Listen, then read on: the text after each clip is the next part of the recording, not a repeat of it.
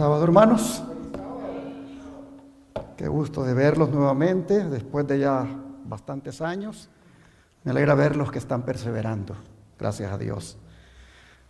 Yo sé que esa pandemia vino a zarandear al pueblo de Dios, pero encontrarlos a ustedes aquí me da mucho gusto. Eso me dice de que, aunque el zarandeo estuvo fuerte, aquí quedó un remanente. Gracias a Dios. Los felicito por estar acá, por estar perseverando, y pues me da mucha alegría haber llegado aquí después de tanto tiempo. Estaba contando los años y justo 8 años hace. 8 años hace que estuve por aquí. Cómo el tiempo ha pasado de rápido, pero encontrar todavía la iglesia activa, encontrarlos a ustedes todavía perseverando, es algo que glorifica el nombre de Dios. Y bueno, vamos a ir a lo que venimos, porque aquí estamos un poquito con el tiempo, nosotros un poco que no nos adaptamos, sentimos como que ya deberíamos de estar durmiendo ahorita. Ahí estábamos riéndonos, yo tengo sueños, yo también, dice mi esposa, porque esta es la hora que ya nos estamos acostando allá en Texas, pero vamos a ir a lo que venimos para que no solo nos haga más noche. ¿Qué les parece si nos arrodillamos para orar?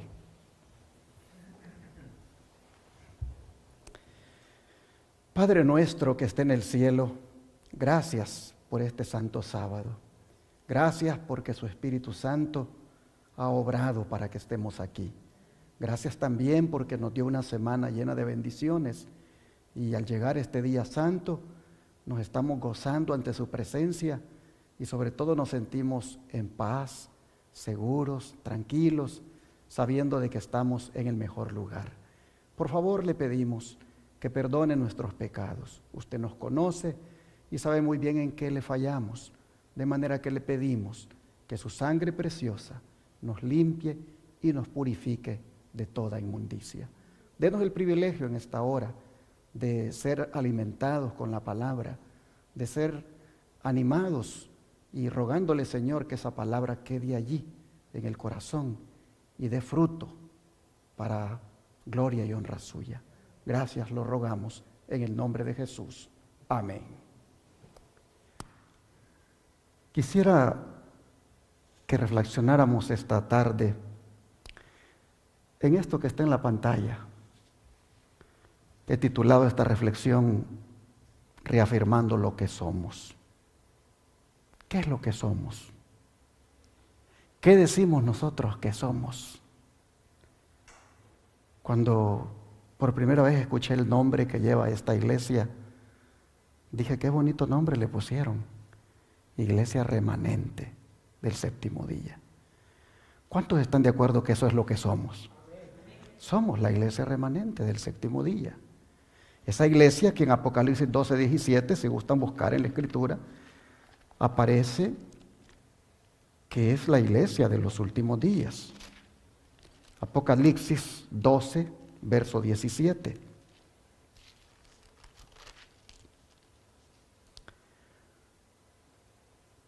Y encontramos aquí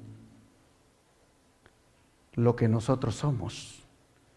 Dice entonces el dragón, se llenó de ira contra la mujer y se fue a hacer guerra contra el resto de la descendencia de ella, los que guardan los mandamientos de Dios y tienen el testimonio de Jesucristo.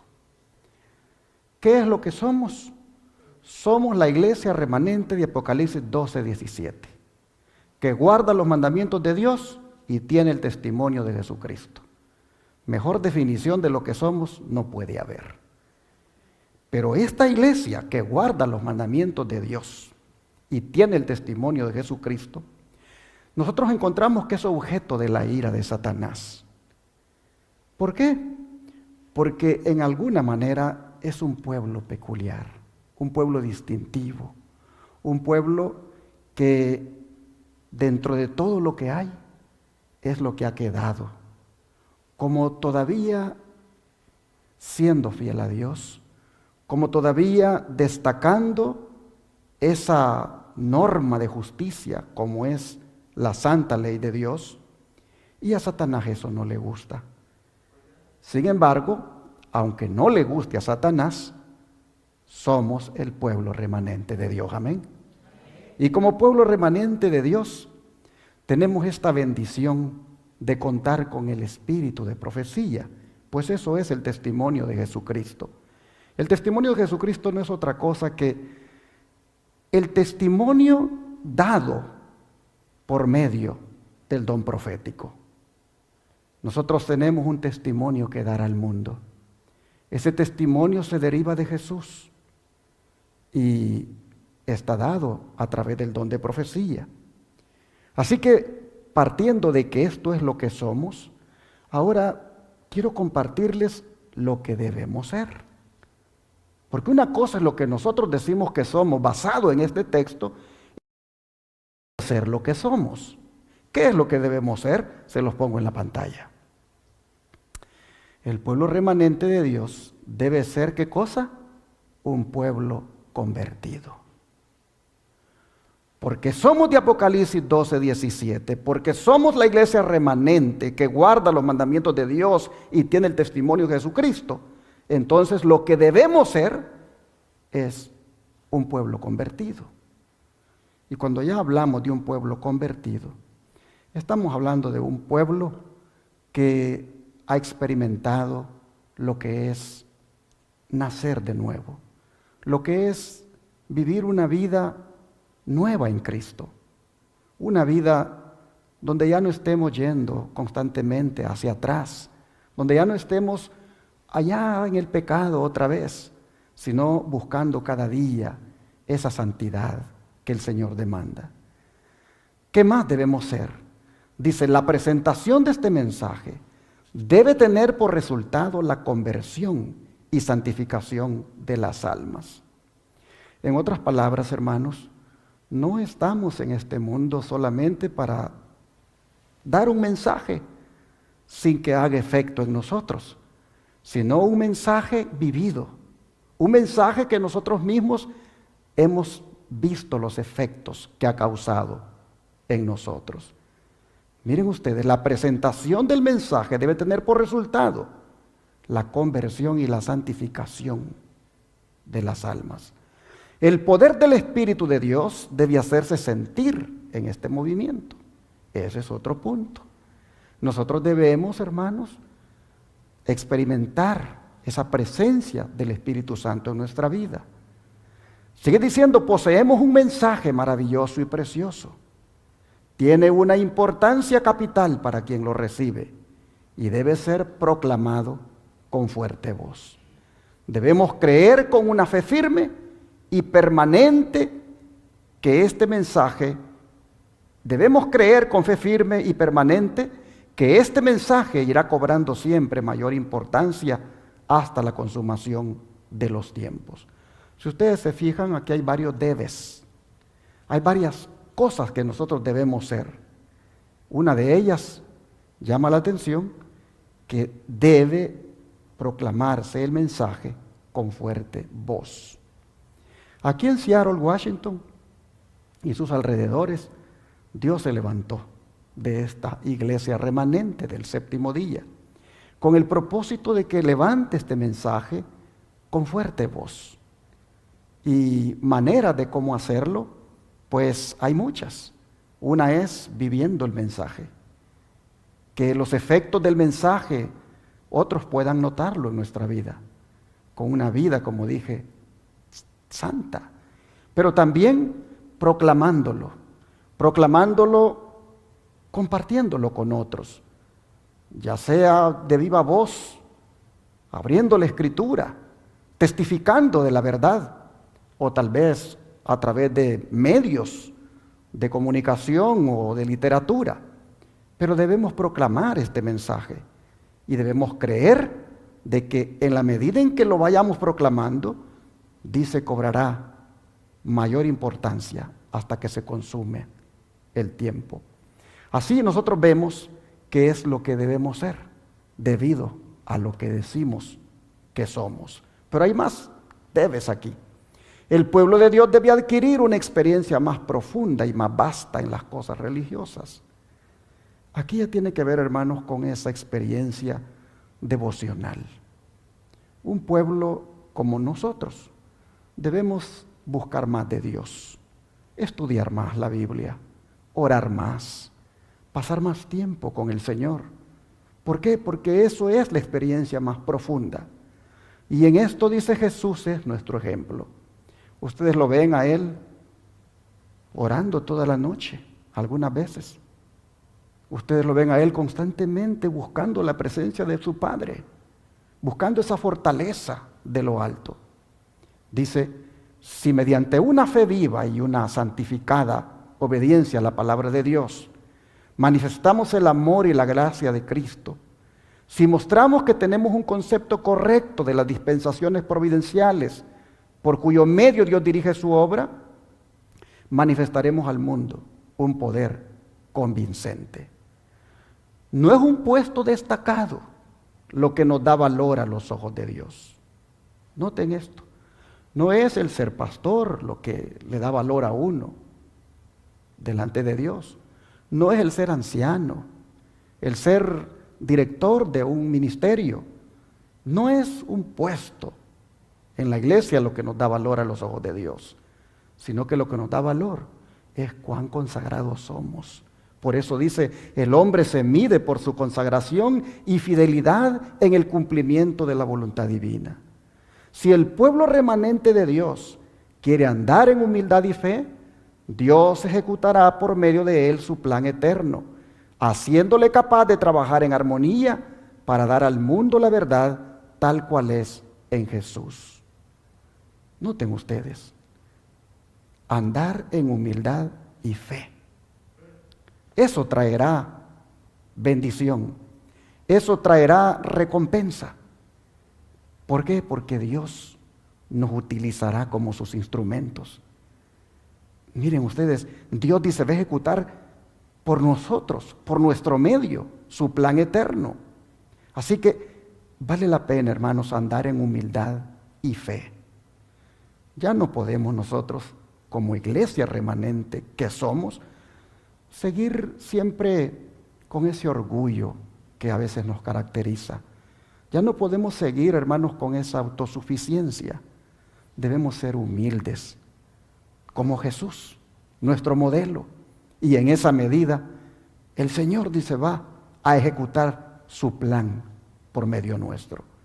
Dice, Él se valdrá de todos hombres, Él se valdrá de todos, hombres, mujeres y niños, para hacer brillar la luz sobre el mundo y sacar de su medio un pueblo fiel a sus mandamientos. Por medio de la fe que su pueblo deposita en Él, Dios mostrará al mundo que Él es el Dios verdadero, el Dios de Israel. ¿Por medio de quién es que Dios quiere darse a conocer? Por medio de nosotros, su pueblo. ¿Por medio de quién es que Dios se piensa mostrar al mundo como el verdadero Dios de Israel? Por medio de nosotros, su pueblo. Pero este pueblo solo tendrá ese privilegio si anda en humildad y fe. Así que habiendo visto nosotros lo que somos y lo que debemos ser, yo creo que ustedes estarán de acuerdo conmigo en que cuando ya se vive de esa manera, entonces uno puede decir que tiene su vida cristiana realizada. Vivir conforme a lo que somos, esto, hermanos, nos da valor y nos da sentido. ¿Qué dice Dios que nosotros somos para Él? Esto es importante también saberlo para agarrar ánimo. ¿Qué dice el Señor? Vamos al libro de Deuteronomio, capítulo 7, verso 6. Deuteronomio, capítulo 7, verso 6.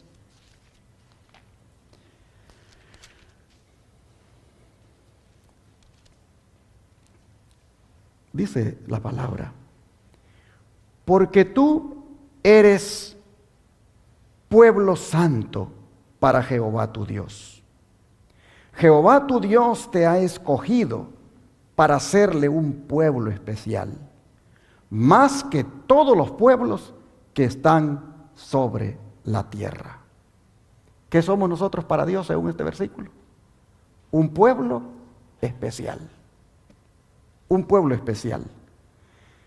Y cuando nosotros escuchamos eso, algo especial, lo que estamos encontrando también es que somos un pueblo consagrado, un pueblo separado, un pueblo dedicado para ser santo.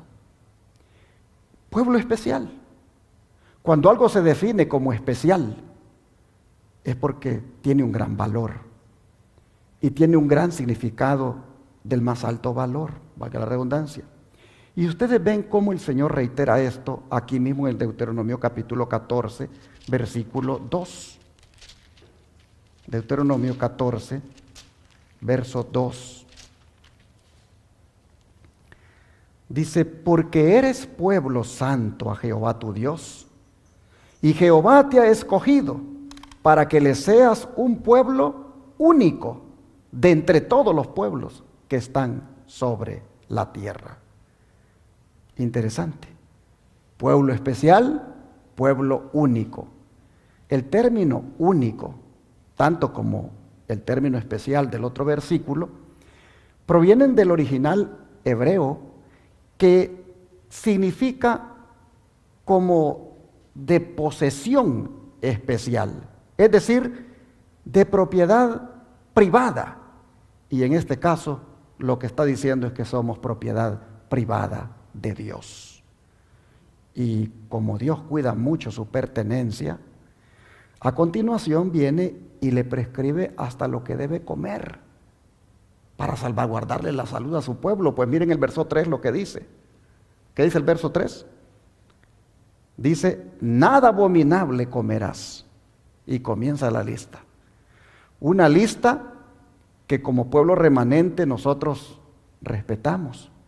Y aún más en este tiempo de peligro para nuestra salud, hasta la hemos hecho más estricta al evitar consumir hasta aquello que Dios dio permiso para consumir.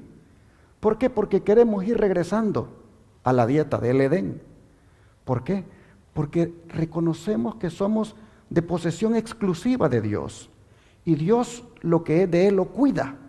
Y por eso te prescribe lo que se debe comer. Vean cómo recalca esto Moisés más adelante en Deuteronomio 26. Deuteronomio 26, 18, 19, recalca el pensamiento de que somos propiedad exclusiva de Dios. Deuteronomio 26, 18 al 19.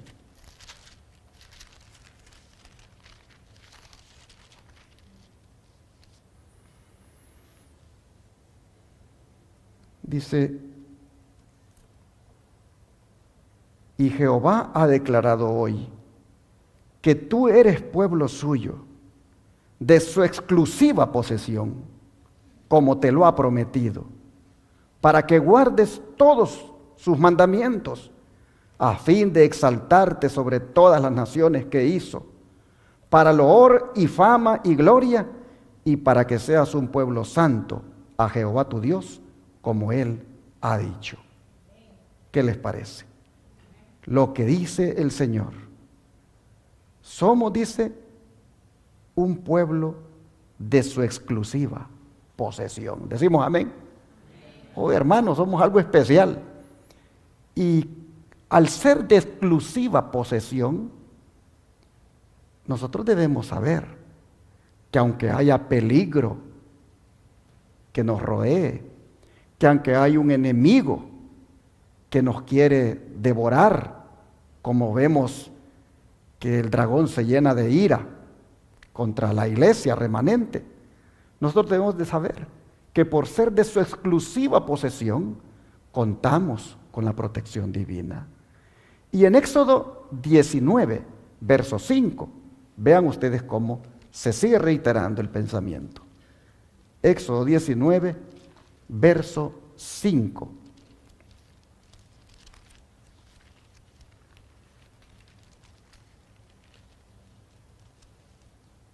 Dice, ahora pues, si diereis oído a mi voz y guardareis mi pacto, vosotros seréis mi especial tesoro sobre todos los pueblos, porque mía es toda la tierra. ¿Qué cosa dice que vamos a hacer? su especial tesoro si damos, ¿qué cosa? Oído a su voz.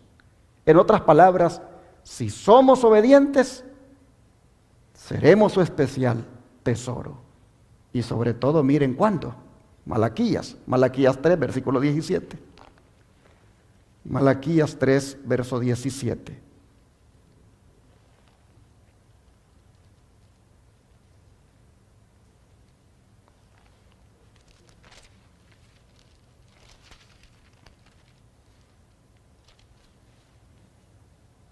Dice la Escritura, y serán para mí especial tesoro, ha dicho Jehová de los ejércitos, en el día en que yo actúe, y los perdonaré como el hombre que perdona a su hijo que le sirve. Así que en el día de Jehová, el día cuando Él actúe, hermanos, Él dice que seremos su especial tesoro. Algo muy guardado, algo muy apreciado por Él. Todos los versículos que hemos leído, si ustedes se fijan, enfatizan que somos especiales, que somos únicos, que somos de exclusiva posesión de Dios. Por lo tanto, hermanos, lo que queda aquí es vivir como tales, vivir como dignos representantes o embajadores de aquel que dice que somos eso, algo especial para Él. Debemos ser embajadores de ese Dios tan grande y poderoso al cual pertenecemos. Pablo lo dice de esa manera en el libro de 2 de Corintios 5, versículo 18 al 20. 2 de Corintios 5, versículo 18 al 20. Dice, y todo esto proviene de Dios, quien nos reconcilió consigo mismo por Cristo y nos dio el ministerio de la reconciliación. Que Dios estaba en Cristo reconciliando consigo al mundo, no tomándoles en cuenta a los hombres sus pecados, y nos encargó a nosotros la palabra de la reconciliación. Así que somos embajadores en nombre de Cristo. Como si Dios rogase por medio de nosotros, os rogamos en nombre de Cristo, reconciliaos con Dios. Así que ustedes pueden ver que la dimensión de lo que somos nos va llevando a mayores privilegios, porque aquí somos presentados como embajadores de Dios, como representantes. Estamos en este mundo para salvar familias, para reconciliarlas con Dios. Eso es lo que somos. Y después de 1844, cuando esa iglesia remanente surge, esa iglesia ha subsistido, reafirmando lo que es, reafirmando para lo cual Dios la levantó. Al ser parte nosotros de ella no debemos olvidarnos nunca de lo que somos, y debemos, por lo tanto, representar dignamente al Dios al que pertenecemos. Debemos, como embajadores, ir por todas partes, mostrando lo que somos, en muchas maneras. Cómo hablamos, cómo nos vestimos, cómo actuamos, cómo nos relacionamos con la gente. Todo eso dice quiénes somos, a quién pertenecemos. El don de profecía dice que es el propósito de Dios, manifestar por su pueblo los principios de su reino, para que en su vida y carácter ellos revelen estos principios. Desea Él separarlos de las costumbres y prácticas del mundo. Trata de atraerlos así a fin de poder hacerles conocer su voluntad. Consejos para la Iglesia 139. Fíjense ustedes, ¿cuál es el propósito de Dios? Utilizarnos a nosotros para que seamos representantes, para manifestar los principios de su reino. Hermanos, para eso nos sacó del mundo, para eso nos sacó de las tinieblas, para venir a hacer algo especial, para poder usarnos como sus representantes. El propósito que Dios trata, dice, de lograr por medio de su pueblo hoy, es el mismo que deseaba realizar por Israel cuando lo sacó de Egipto. Contemplando la bondad, la misericordia, la justicia y el amor de Dios revelados en la iglesia, El mundo ha de obtener una representación de su carácter. Y cuando la ley de Dios quede así manifestada en la vida, aún el mundo reconocerá la superioridad de los que aman, temen y sirven a Dios sobre todos los demás habitantes de la tierra. Dios, hermanos, a nosotros como su pueblo, nos tiene en este mundo para que puedan ver los demás algo especial, algo que en la vida de nosotros ellos no tienen y deberían tener, y es esa presencia del Señor en nuestra vida. Oh, hermanos, cómo es de grande el privilegio y al mismo tiempo la responsabilidad. Dice, los ojos del Señor se fijan en cada uno de sus hijos. Tiene planes acerca de cada uno de ellos. Y es propósito suyo que aquellos que practican sus santos preceptos sean un pueblo distinguido. Eso es lo que Dios quiere que usted y yo seamos, un pueblo distinguido. Me llama la atención que dice que el Señor se fija en cada uno de nosotros. Y para cada uno de nosotros Dios tiene planes. Mis hermanos, digámosle al Señor todas las mañanas, cumple tus planes para conmigo hoy. Me pongo a tu disposición para que tus planes se lleven a cabo en mí. Póngase a la orden de Dios. Pues Dios quiere a través de usted, cuando va al trabajo, cuando va al supermercado, cuando va a cualquier lado, Dios quiere a través de usted mostrarse al mundo. Sigue diciendo, los adventistas del séptimo día han sido elegidos por Dios como pueblo particular separado del mundo.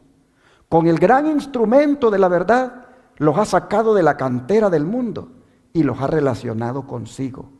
Ha hecho de ellos representantes suyos y los ha llamado a ser sus embajadores durante esta última fase de la obra de salvación.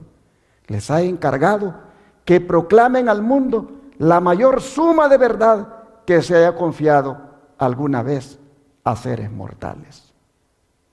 La gran suma de verdad, como por ejemplo la que comprende el mensaje de los tres ángeles. Cómo ese mensaje se tiene que dar a conocer. Cómo ese mensaje en el lugar donde vivimos, la gente debe saberlo. Y el Señor no tiene a otros para darlo a conocer más que a nosotros. Como embajadores de Él, nos ha encargado ese sagrado cometido. Y para esto no nos ha dejado solos. Nos ha dado ni más ni menos que el poder del Espíritu Santo. Así lo dice el libro de Hebreos, capítulo 1, verso 8. Hechos 1, verso 8. Vean la promesa para hacer la obra. Hechos 1, verso 8.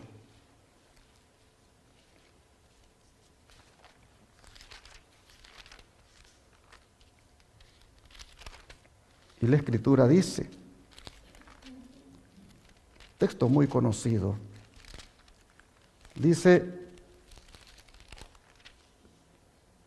pero recibiréis, ¿qué cosa? Poder. Cuando haya venido sobre vosotros el Espíritu Santo.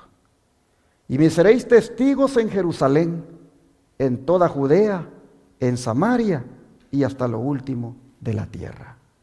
¿Para qué está el Señor prometiendo el Espíritu Santo? ¿Para hacer qué cosa? Testigos. Así que si de reafirmar lo que somos se trata, podemos decir con toda propiedad que somos testigos de Jesús.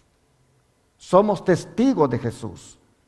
Y como tales debemos de dar un testimonio personal de las obras y enseñanzas de Él. Pero antes, por supuesto, debemos dejar que el Espíritu Santo nos capacite. Debemos dejar que el Espíritu Santo nos enseñe para que así seamos testigos de verdad. Porque un testigo verdadero no solamente es el que lo hace de palabra, sino el que lo hace con hechos. ¿Y cómo se recibe el Espíritu Santo? Pues si vamos a ser testigos, si vamos a ser embajadores, si vamos a ser lo que somos en el mundo, necesitamos al Espíritu Santo. ¿Cómo se recibe? Bueno, Primero, preparándonos espiritualmente para recibirlo. Y segundo, pidiéndolo. Es interesante que en esta preparación y de pedirlo, los apóstoles fueron un ejemplo para nosotros. Pues miren aquí mismo en Hechos, capítulo 1, versículos 12 al 14, lo que dice. Entonces volvieron a Jerusalén desde el monte que se llama el Olivar, el cual está cerca de Jerusalén, camino de un día de reposo. Y entrados subieron al aposento alto, donde moraban Pedro y Jacobo, Juan, Andrés, Felipe, Tomás, Bartolomé, Mateo, Jacobo, hijo de Alfeo, Simón el celote y Judas, hermano de Jacobo. Todos estos perseveraban unánimes en oración y ruego con las mujeres y con María, la madre de Jesús, y con sus hermanos. Son relevantes las palabras que se juntaron para orar, para perseverar en la oración, pero también dice, perseveraban unánimes. ¿Qué significa esto? El don de profecía lo explica. Dice, después de la ascensión de Cristo, los discípulos se reunieron en un lugar para suplicar humildemente a Dios. Y después de escudriñar el corazón y de realizar un examen personal durante 10 días, quedó preparado el camino para que el Espíritu Santo entrara en los templos del alma limpios y consagrados. Fíjense ustedes, durante 10 días se dedicaron a orar por esto, porque el Espíritu Santo pudiera venir a ellos. Pero durante ese tiempo, hermanos, escudriñaron el corazón, hicieron un examen personal y vieron qué cosas había en ellos que no estaban bien. Y solo cuando estuvo el templo, dice, listo, el Espíritu Santo entonces vino a morar en él. Cada corazón, dice, quedó lleno con el Espíritu, como si Dios quisiera mostrar a su pueblo que era su prerrogativa bendecirlos con la más escogida de las bendiciones celestiales. Notad, dice, que fue después que los discípulos habían logrado la perfecta unidad y ya no luchaban entre sí por conquistar el lugar más elevado, fue, dice, cuando el Espíritu fue derramado sobre ellos. Eran de un solo sentir. Todas las diferencias habían sido puestas a un lado. Y el testimonio presentado acerca de ellos después que el Espíritu Santo había sido dado es el mismo.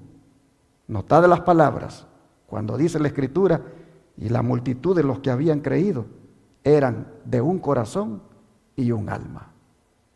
Aquí, hermanos y hermanas, nosotros podemos ver que la iglesia cristiana comenzó orando por el Espíritu Santo.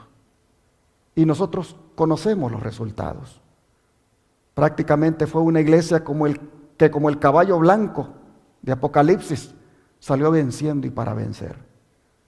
Pero fue bendecida esta iglesia cuando hizo el examen. Voy para atrás porque me llama la atención cuando dice que ya no luchaban entre sí, cuando habían logrado la perfecta unidad, cuando ya no estaban luchando por conquistar ese lugar más elevado, cuando eran de un solo sentir, cuando las diferencias habían sido puestas a un lado. Entonces y solo entonces el Espíritu Santo vino a ellos. De manera, mis hermanos, que si la iglesia cristiana comenzó así, orando por el Espíritu Santo, nosotros no podemos hacer otra cosa más que eso. Orar también en este tiempo porque el Espíritu Santo venga a nuestra vida. Pero al mismo tiempo que oramos por eso, asegurémonos de no tener rivalidades, de no tener rencillas, de no tener distanciamientos el uno con el otro, de no tener ese espíritu de superioridad, de no tener rencillas ni rencores con nadie. Asegurarnos de estar en paz con Dios y en paz con los hombres. Es interesante cómo lo sigue diciendo el don de profecía. La iglesia cristiana, dice, comenzó su existencia orando por el Espíritu Santo. Estaba en su infancia sin la presencia personal de Cristo. Antes de su ascensión, Cristo había comisionado a sus discípulos que predicaran el Evangelio al mundo. Recibiréis poder, les dijo, cuando haya venido sobre vosotros el Espíritu Santo, y me seréis testigos. Y en obediencia a la palabra de su maestro, los discípulos volvieron a Jerusalén y durante 10 días oraron por el cumplimiento de la promesa de Dios. Esos 10 días fueron de profundo escudriñamiento del corazón. Los discípulos eliminaron todas las diferencias que habían existido entre ellos y se unieron en compañerismo cristiano. Al fin de los 10 días el Señor cumplió su promesa mediante un extraordinario derramamiento de su Espíritu. Y cuando estuvieron todos unánimes juntos en oración y súplica, se hizo realidad la bendita promesa. Qué hermoso sería que esta iglesia, independientemente del número de miembros que tenga, fuera una iglesia investida del poder del Espíritu Santo. Qué hermoso sería que esta iglesia, independientemente de si somos muchos o somos pocos, pero todos aquí fuéramos llenos del Espíritu Santo. ¿Se imaginan ustedes el gran poder que habría en todo este lugar y sus alrededores? Cada uno de nosotros sería instrumento poderoso en las manos de Dios. Es ahí la importancia, hermanos, de hacer el examen en este tiempo. Porque si somos lo que somos, debemos necesariamente estar a la altura de lo que somos. Y no es otra cosa que siendo guiados por el Espíritu Santo. Dice el don de profecía. ¿Cuál fue el resultado del derramamiento del Espíritu en el día de Pentecostés? Las alegres nuevas de un Salvador resucitado fueron llevadas hasta los confines del mundo habitado. El corazón de los discípulos fue colmado con una plenitud de benevolencia tan profunda, tan abarcante, que los impulsó a ir hasta los fines de la tierra. Por la gracia de Cristo, los apóstoles llegaron a ser, ¿qué cosa? Lo que fueron. Nosotros somos lo que somos por la gracia del Señor, ¿no es cierto? Somos lo que somos por la gracia de Cristo.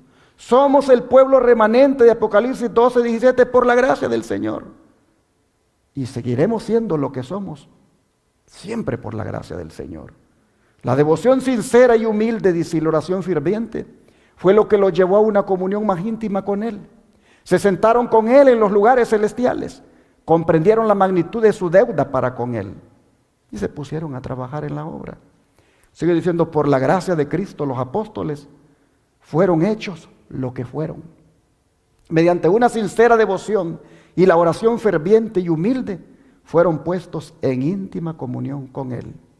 Ellos se sentaron juntamente con Él en los lugares celestiales, comprendieron la magnitud de su deuda hacia Él, mediante fervorosas y perseverantes oraciones, recibieron el don del Espíritu Santo y luego fueron adelante, cargados con el anhelo de salvar almas, celosos por extender los triunfos de la cruz. Es lo mismo que se debe hacer en este tiempo. Por la gracia de Dios somos lo que somos. Y por la gracia de Dios debemos salir adelante predicando este mensaje. Dice, y mediante su labor muchas almas fueron traídas de las tinieblas a la luz y muchas iglesias fueron suscitadas. Pregunta, ¿seremos nosotros menos fervorosos que los apóstoles? Por una fe viva, ¿no habremos de aferrarnos a las promesas que les conmovieron desde lo más profundo de su ser a implorar del Señor Jesús el cumplimiento de su palabra? Pedid y recibiréis. ¿No ha de venir hoy el Espíritu del Señor en respuesta a la fervorosa y perseverante oración y llena de poder a los hombres? Preguntas que solo nosotros podemos responder y que las debemos responder con un sí. Así, hermanos, en esta noche he querido presentar lo que somos. Y si todavía no somos lo que debiéramos ser, entonces lo que debemos hacer es orar, porque el Espíritu Santo nos invista de su presencia, nos invista de su poder. Si la iglesia primitiva comenzó así, orando por el derramamiento del Espíritu Santo, ¿no creen ustedes que este sábado deberíamos comenzarlo nosotros también orando por el Espíritu Santo? ¿Cuántos de ustedes quisieran que oráramos en este momento por el Espíritu Santo que venga a nuestras vidas? ¿Cuánto les gustaría? ¿Qué les parece si nos arrodillamos y hablamos con Dios sobre esto? Antes les voy a dar un momentito para que cada uno en silencio se ponga cuentas con el Señor, confiese su pecado y luego entonces oramos porque el Espíritu Santo venga a nuestra vida.